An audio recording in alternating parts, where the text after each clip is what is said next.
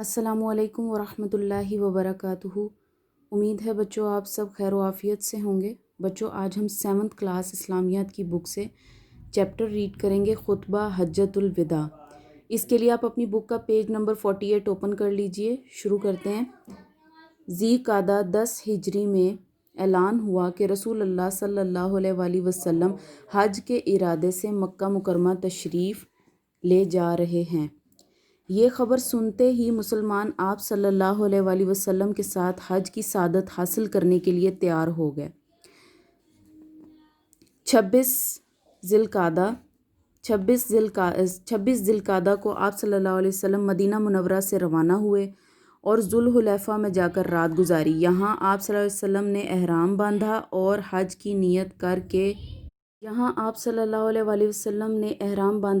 کی نیت کر کے مکہ مکرمہ کی طرف روانہ ہوئے۔ آپ صلی اللہ علیہ وآلہ وسلم ذوالحجہ کی 4 تاریخ کو صبح کے وقت مکہ مکرمہ میں داخل ہوئے اور بیت اللہ کا طواف کیا۔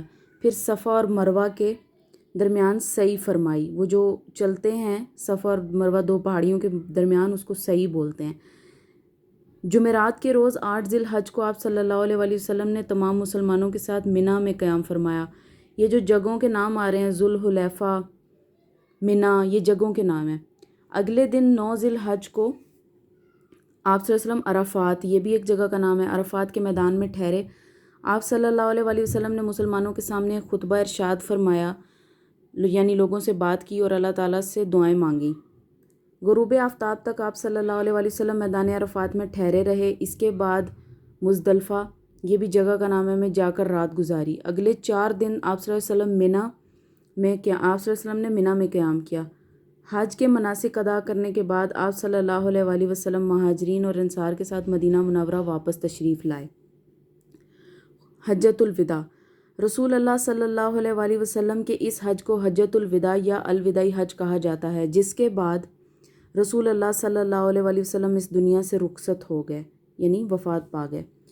اس حج کے دوران رسول اللہ صلی اللہ علیہ وآلہ وسلم نے منی اور عرفات میں مسلمانوں کو چند نصیحتیں فرمائیں، جن میں اللہ تعالیٰ کے حقوق، بندوں کے حقوق اور امن و سلامتی کا خصوصیت یعنی خاص طور پر ذکر کیا گیا۔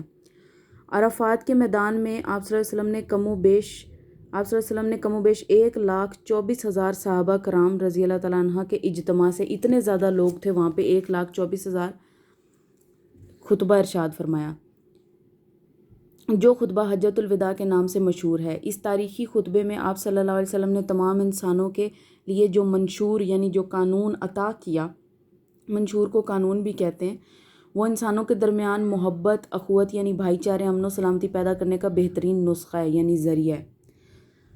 اس کے بعد ہے خطبہ حجۃ الوداع کے چیدہ یعنی خاص نکات درج ذیل ہیں۔ اس میں یہاں سے ہے سب سے پہلا، لوگو بے شک تمہارا رب ایک ہے، اللہ تعالیٰ کے سوا کوئی عبادت کے لائق نہیں، وہ یکتا ہے یعنی ایک ہے، اس کا کوئی شریک نہیں۔ پھر اس کے بعد ہے محمد صلی اللہ علیہ وسلم اس کے بندے اور اس کے رسول ہیں۔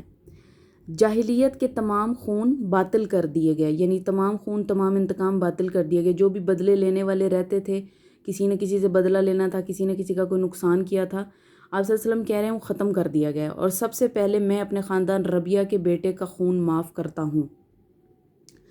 جس کسی کے قبضے میں کوئی امانت ہو، یعنی جس کے پاس کسی کی کوئی امانت ہو، اسے چاہیے کہ وہ اس کے مالک کو واپس کر دے۔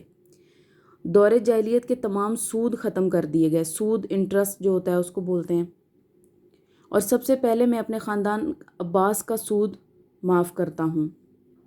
مجرم اپنے جرم کا خود ذمہ دار ہے، یعنی اگر کوئی مجرم ہے، اس نے کوئی جرم کیا ہے تو وہ اپنے جرم کا خود ذمہ دار ہے۔ باپ کے جرم کا ذمہ دار بیٹا نہیں ہے، اور اگر بیٹے نے کوئی غلط کام کیا ہے تو اس کا جواب دہ باپ نہیں ہوگا، جس نے غلطی کی ہے وہی جواب دے گا۔ تمہاری خواتین کے تم پر حقوق ہیں، اور تمہارے ان پر حقوق ہیں، ان سے اچھا سلوک کرنا۔ عورتوں کا تم پر یہ حق ہے کہ انہیں اچھی طرح کھلاؤ، اچھی طرح پہناؤ۔ خواتین کے معاملے میں اللہ سے ڈرتے رہو اور اچھے طریقے سے ان کی تربیت کرو۔ جو خود کھاؤ وہی اپنے غلاموں کو کھلاؤ، جو خود پہنو وہی انہیں پہناؤ۔